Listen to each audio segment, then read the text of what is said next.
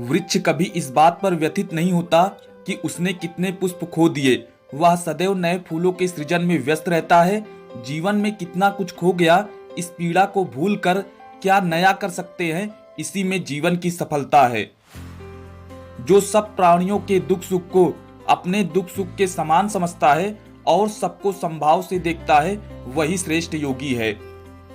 समय से पहले और भाग्य से अधिक कभी किसी को कुछ नहीं मिलता है। किसी दूसरे के जीवन के साथ पूर्ण रूप से जीने से बेहतर है कि हम अपने स्वयं के भाग्य के अनुसार अपूर्ण जिएं। जो कर्म को फल के लिए करता है, वास्तव में ना उसे फल मिलता है, ना ही वो कर्म है। सदैव संदेह करने वाले व्यक्ति के लिए प्रसन्नता ना इस लोक में है और ना ही कहीं और। संसार के संयोग में जो सुख प्रतीत होता है, उसमें दुख भी मिला रहता है, परंतु संसार के वियोग से सुख दुख से अखंड आनंद प्राप्त होता है। ज्ञानी व्यक्ति ज्ञान और कर्म को एक रूप में देखता है, वही सही मायने में देखता है।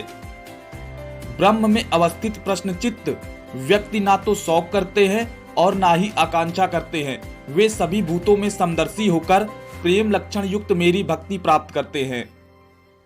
हे अर्जुन, सदैव संदेह करने वाले व्यक्ति के लिए प्रसन्नता ना इस लोक में है, ना ही कहीं और। जो व्यक्ति मृत्यु के दौरान मेरा नाम लेता है, वह सदैव मेरे ही धाम को प्राप्त होता है, इसमें कोई शक नहीं है। मैं ना ही अच्छों में ना ही बुरों में मिलता हूं, मैं तो केवल कर्म में मिलता हूं। शास्त्र वर्ण आश्रम की मर्यादा के अनुसार जो काम किया जाता है, वह कार्य है, और शास्त्र आदि की मर्यादा से विरुद्ध जो काम किया जाता है, वह अकार्य है। जो कुछ भी तू करता है, उसे भगवान को अर्पण करता चल। ऐसा करने से सदा जीवन मुक्त का आनंद अनुभव करेगा।